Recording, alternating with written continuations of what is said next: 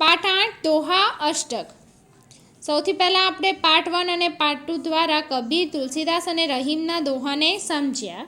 હવે હોમવર્કમાં સૌથી પહેલાં તમારે દોહા તૈયાર કરવાના અને નોટબુકમાં લખવાના રહેશે।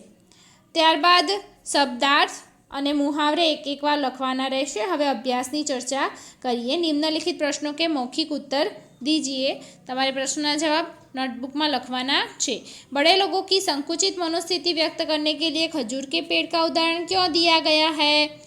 तो खजूरना ज पेड़ वृक्षનું કેમ ઉદાહરણ આપ્યું? तो खजूर का पेड़ बड़ा होता है और वह पथिक को छाया नहीं देता, नहीं फल भी देता। तो उसी तरह बड़े लोगों की मनोवृत्ति भी कैसी होती है? संकुचित होती है। वह दूसरे को कोई लाभ नहीं उनसे दूसरों को कोई लाभ नहीं होता, इसलिए यहाँ पे खजूर का उदाहरण दिया गया है। साधु पुरुष कैसा होना चाहिए? क्यों? साधु पुरुष सूप के समान होना चाहिए, क्योंकि सूप सारयुक्त वस्तु अच्छे अनाज है वह ग्रहण करता है और जो कचरा है उसे बाहर फेंक देता है। उसी प्रकार साधु भी अच्छे गुणों को ग्रहण करना चाहिए और अपने में रहे बुरी बातों को उन्हें दूर फेंकना चाहिए। तुलसीदास सबसे हिल मिलकर रहने को क्यों कहते हैं? तो क्योंकि उससे हमें क्या मिलती है? सुख, शांति और सुरक्षा मिलती है। आप गरीब लोगों की मदद कैसे कर सकते हैं? तो अपने आप सोचिए कि आप गरीब लोगों की मदद कैसे कर सकते हैं। उसे खाना दे सकते हैं, ओके, उसे पहनने के लिए कपड़े दे सकते हैं अपने पुराने, फिर पढ़ाई में उसको मदद कर सकते हैं, बराबर। तो हम अपनी तरफ से कुछ भी मदद कर सकते हैं। आपको तमारे बताया जवाब जाते लखवानो छे। सज्जन लोग अपनी संपत्ति का उपयोग कैसे करते हैं?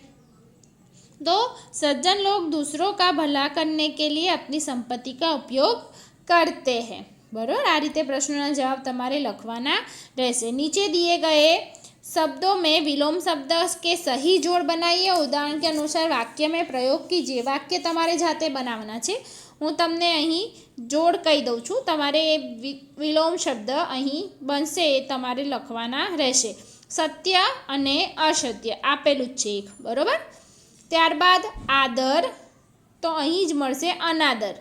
स्वकाज, परकाज। बुरा, अच्छा। प्रेम, नफरत। नजदीक, दूर। मृत, जीवित। छोटा, बड़ा, बरोबर। तो आटला ज विलोम शब्द अहींथी बने छे। दरेक विलोम शब्द मृतनुं पण उदाहरण वाक्य ने जीवितनुं पण वाक्य तमारे बनाववानुं रहेशे।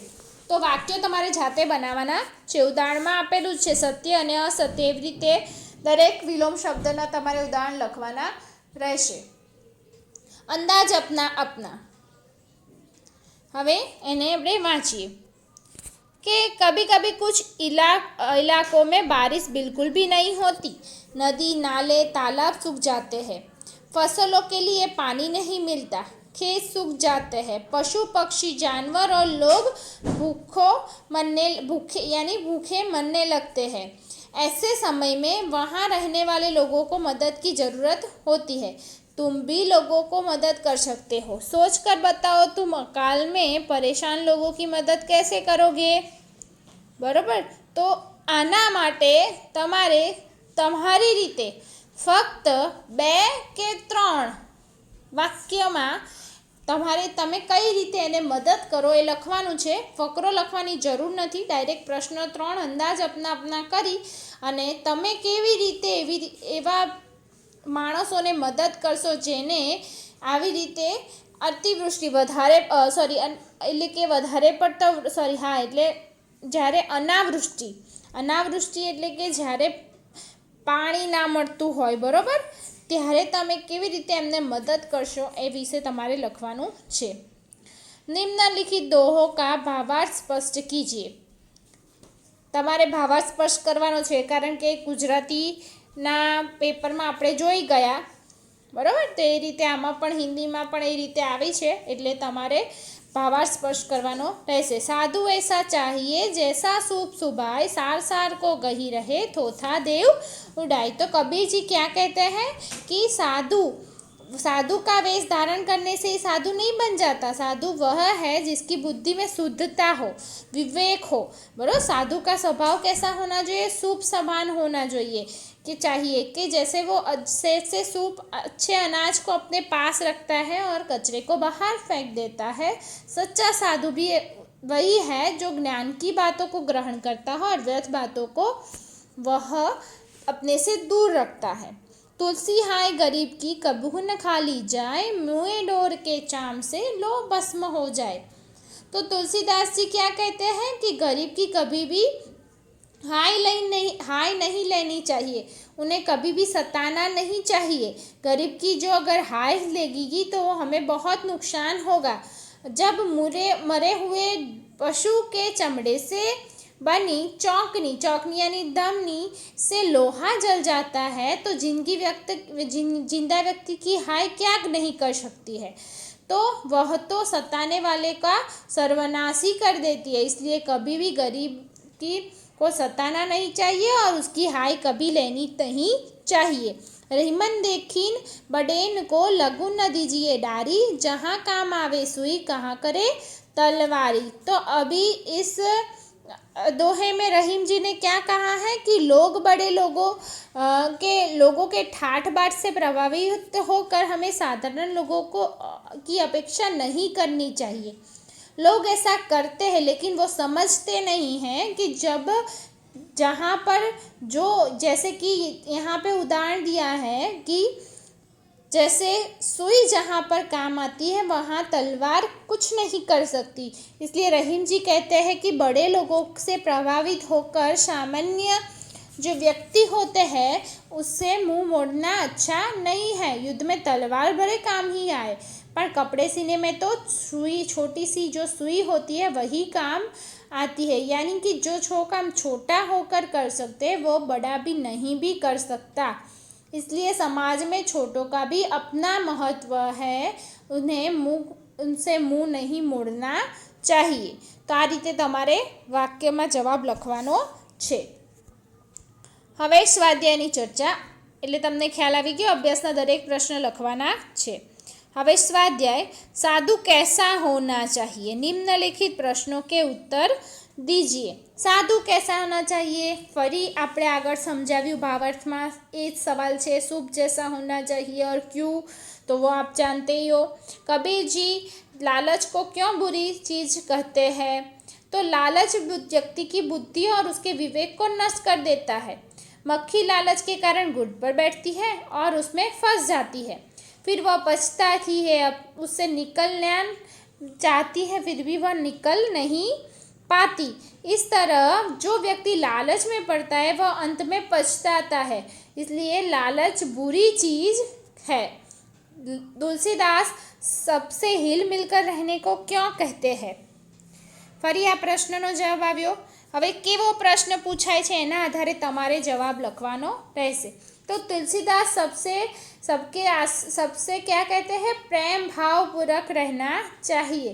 आपस में प्रेम भाव बढ़ता, जो हिल मिलकर अगर हम रहते हैं तो हमारे बीच में प्रेम भाव बढ़ता है और किसी से वैर विरोध नहीं होता, नहीं करना चाहिए। सब एक दूसरे को सहयोग देते हैं। तुलसीदास जी इसलिए किसका उदाहरण देते हैं? नदी और नाव का। जैसे नदी और नाव के संयोग से वह हिल मिलकर रहते हैं, उसी तरह हमें भी हिल मिलकर रहना चाहिए। गरीब की हाय के लिए कौन सा उदाहरण दिया गया है? तो गरीब की हाय के लिए धोकनी का उदाहरण दिया है कि लुहार धोकनी से जिस तरह जो धोकनी बनती है किससे बनती है? मरे हुए जानवर से बनती है, उसके चमड़े से बनती है।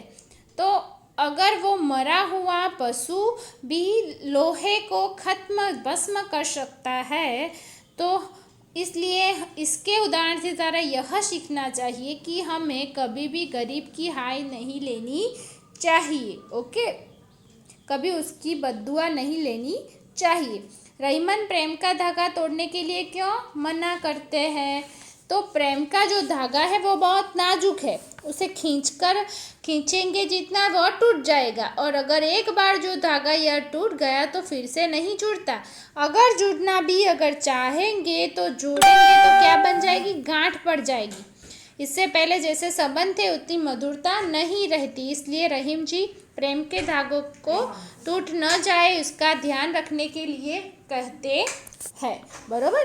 तो आ रीते तमारे स्वाध्यायना 5 प्रश्न लखवाना रहेशे। हवे भाषा सज्जता व्याकरण। आ वखते આપણે વ્યાકરણમાં શું શીખવાનું છે, સર્વનામ, પણ કેવું, પ્રશ્નવાચક સર્વનામ।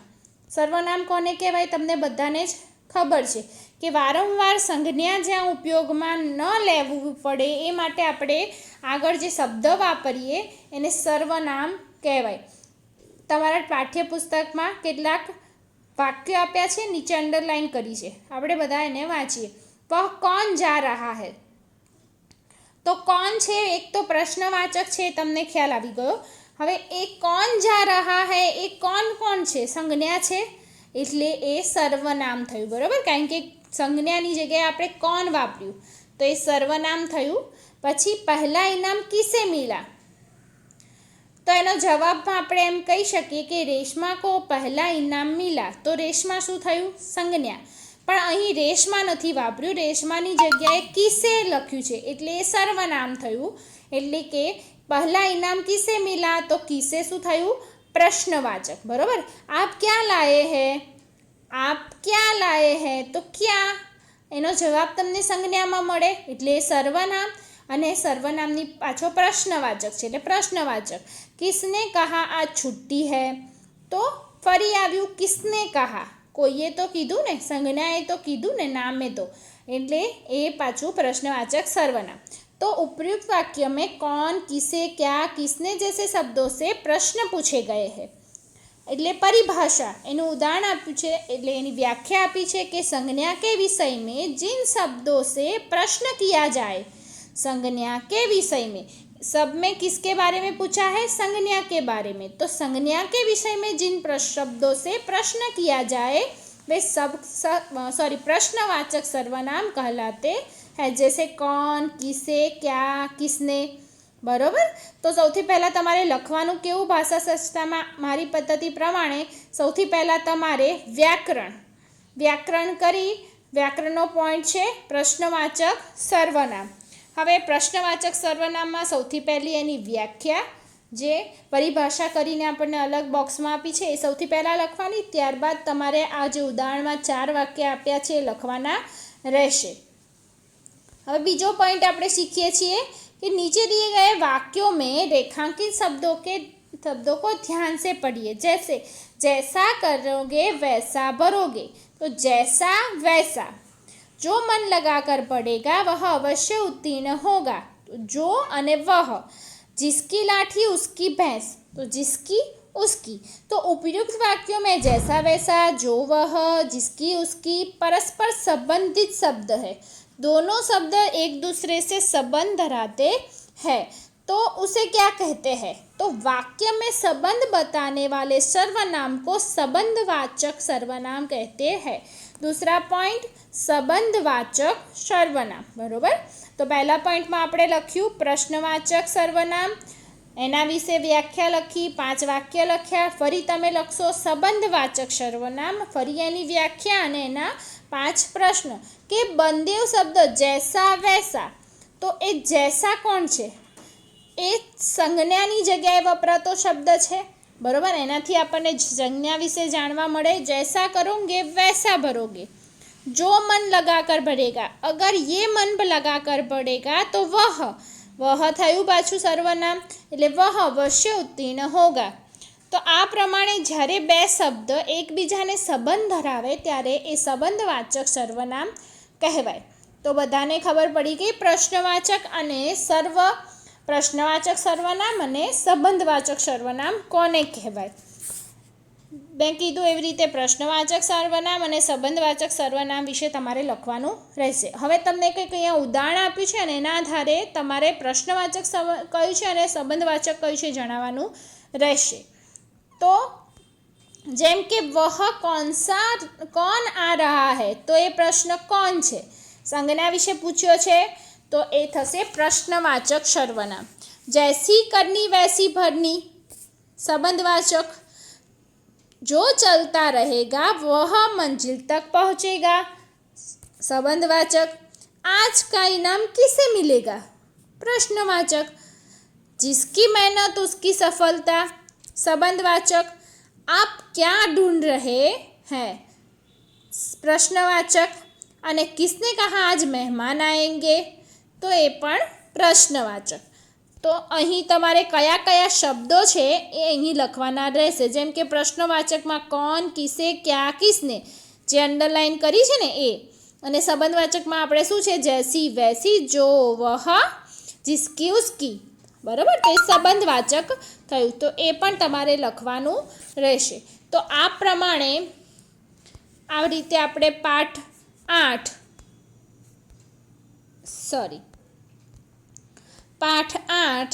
દોહા અને એનું સ્વાધ્યાય, અભ્યાસ અને વ્યાકરણનું કામ નોટબુકમાં કરવાનું રહેશે.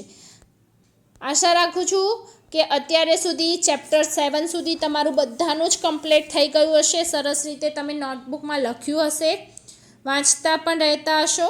અને હવે તમારે પાઠ 8 દોહા અષ્ટક વિશે પણ એ જ રીતે લખવાનું રહેશે. બરાબર, ચલો, થેન્ક યુ.